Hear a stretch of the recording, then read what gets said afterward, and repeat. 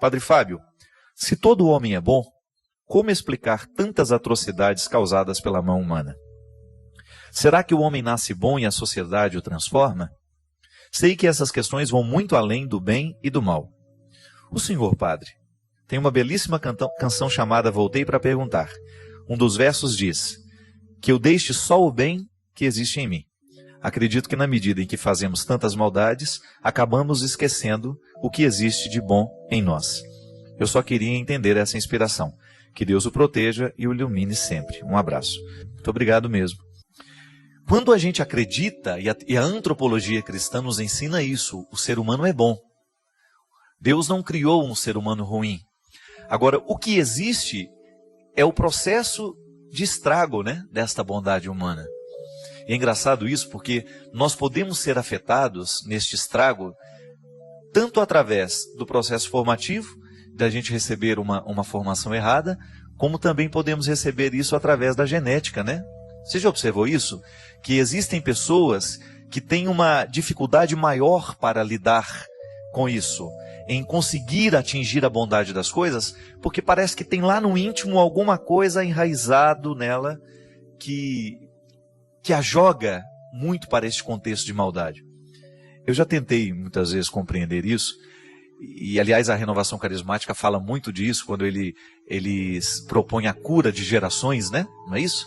Quando você começa a rezar pelos seus antepassados. Porque de alguma maneira, geneticamente, nós trazemos os sucessos e as decepções das pessoas, né?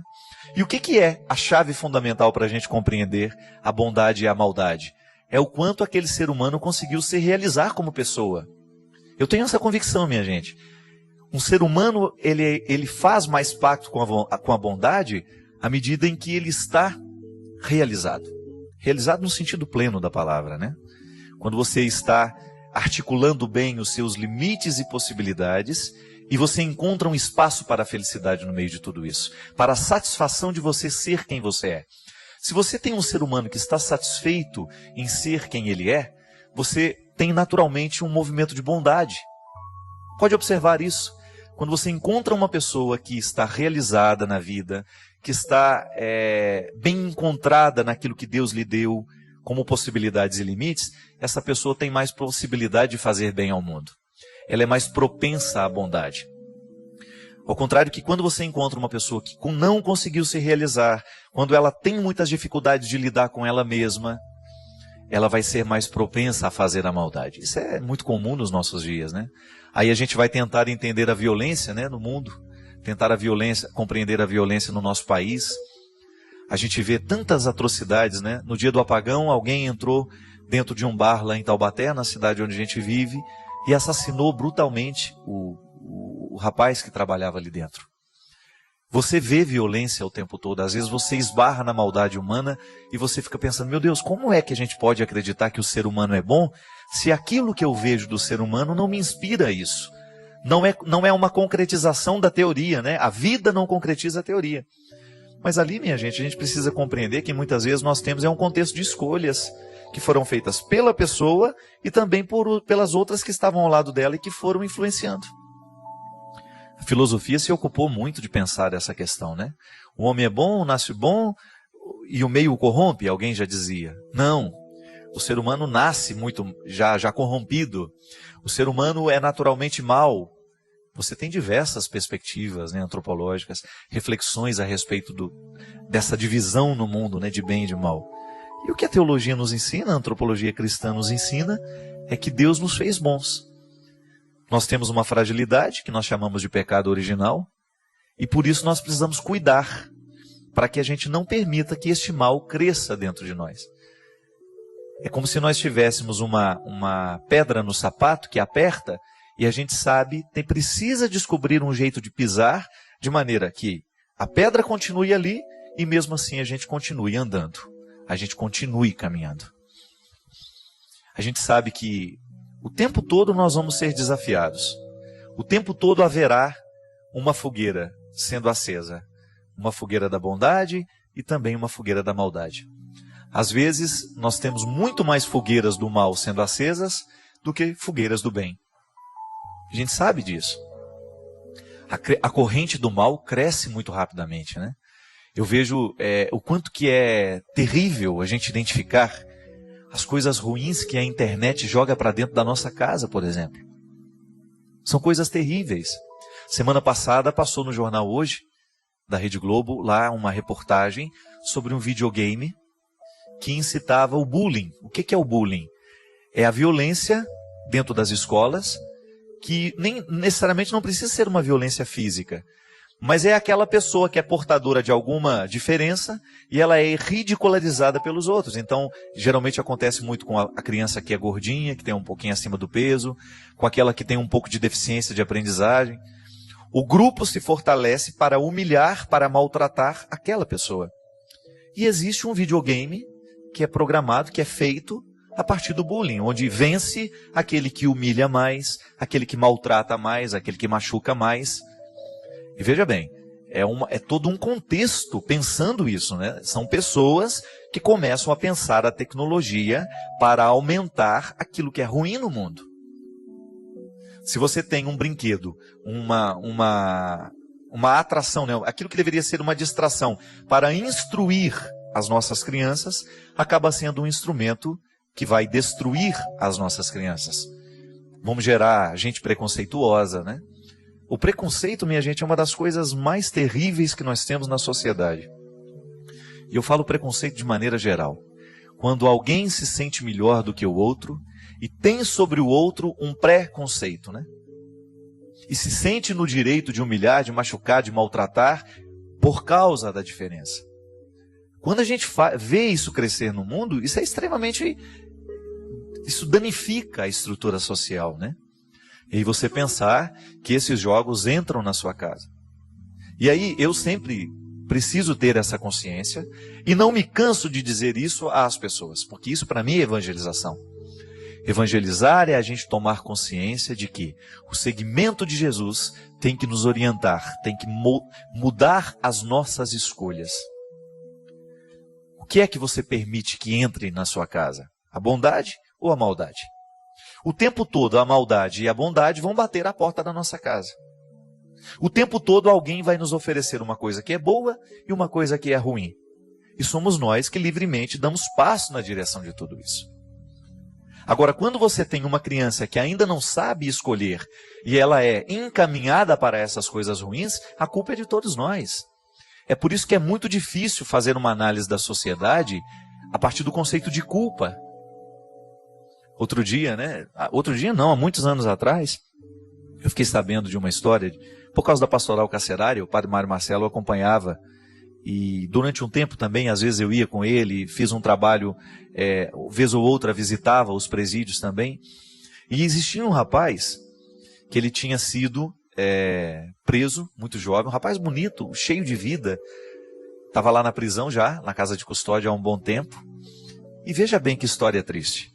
Esse rapaz assassinou mais de 60 pessoas. São mais de 60 assassinatos. Então todo mundo teria um diagnóstico muito rápido. Não, realmente é uma pessoa ruim, é uma pessoa má, uma pessoa fria. E aí o padre Mário Marcelo veio me contar outro dia um pouco da história daquele rapaz e disse assim: esse rapaz, ele era filho de um padre. Só um exemplo, né? Não estou dizendo que os padres são assim, né? Naquela história. Este rapaz era filho de um padre. A mãe dele era funcionária da casa paroquial.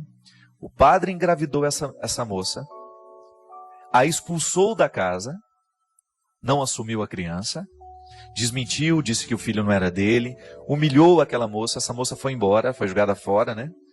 Teve esse menino, e esse menino cresceu neste estado de abandono. E disse que ele tinha muita vontade de conhecer o pai, até o dia em que ele tomou contato com a realidade dele. Ele era filho de um homem que não o amava, que não o queria. Se eu não me engano, eu posso estar enganado agora, que eu não me recordo muito bem se essa foi a sequência dos acontecimentos. Mas o pai foi o primeiro a ser morto por ele. Ele descobriu onde estava, correu atrás, foi, e desde então tornou-se um assassino. É claro que a gente não vai justificar. Ninguém precisa matar o outro para tentar resolver os conflitos que tem. Mas se a gente for ser bem honesto com a questão, quem é o primeiro culpado por tantos assassinatos? Onde é que está a origem do mal que cresceu no coração daquele menino?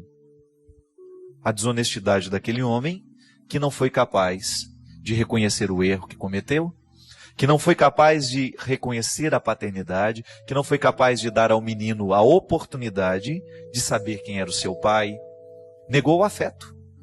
Minha gente, quantas vezes na vida nós vemos assim?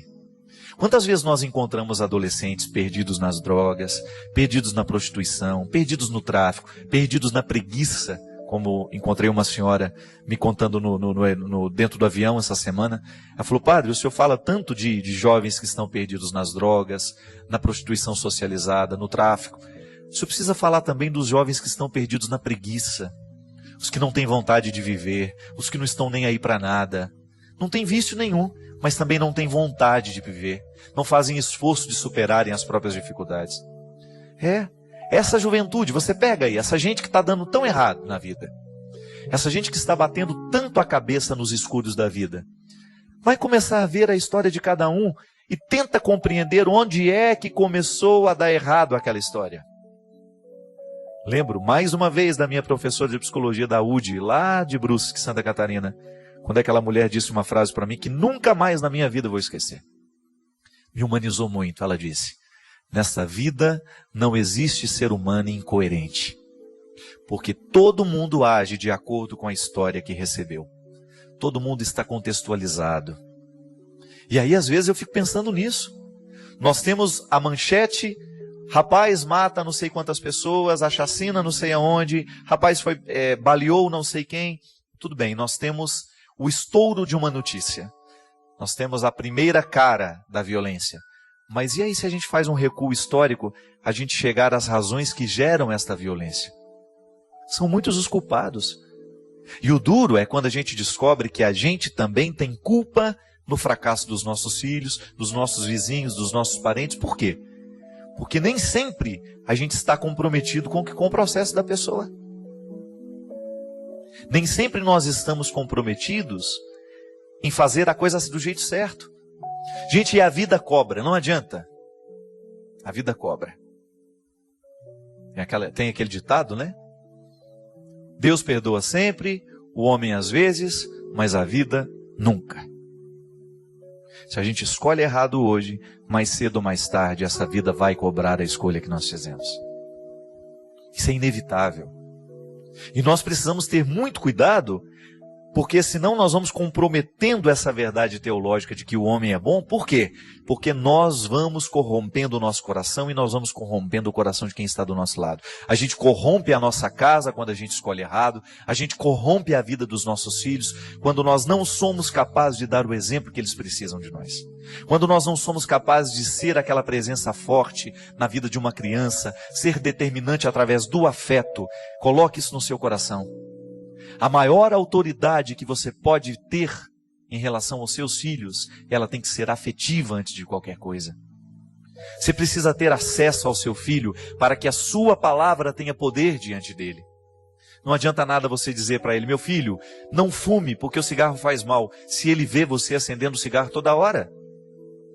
Não adianta nada você dizer para ele que a fidelidade é um valor, se você não é fiel à família que você assumiu.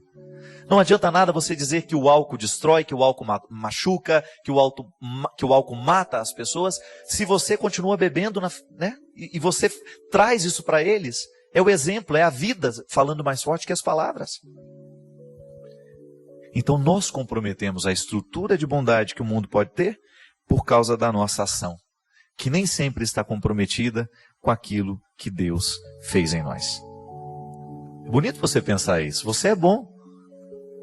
Seu coração é um poço de bondade. Você nasceu para dar certo. Você nasceu para a bondade. Só que você não vai dar certo, você não vai ser bom, se ao longo da sua vida você fizer, livremente ou não, se você fizer a escolha daquilo que não é bom. Se você fizer parceria com a maldade, se você trouxer para dentro da sua casa, para dentro do seu coração, as estruturas que não são boas. Obrigado pela oportunidade que você me deu de mais uma vez conversar com você, de entrar na sua casa, de entrar na sua vida. Derrame sobre todos nós a bênção do Deus Todo-Poderoso, Ele que é Pai, Filho e Espírito Santo. Amém.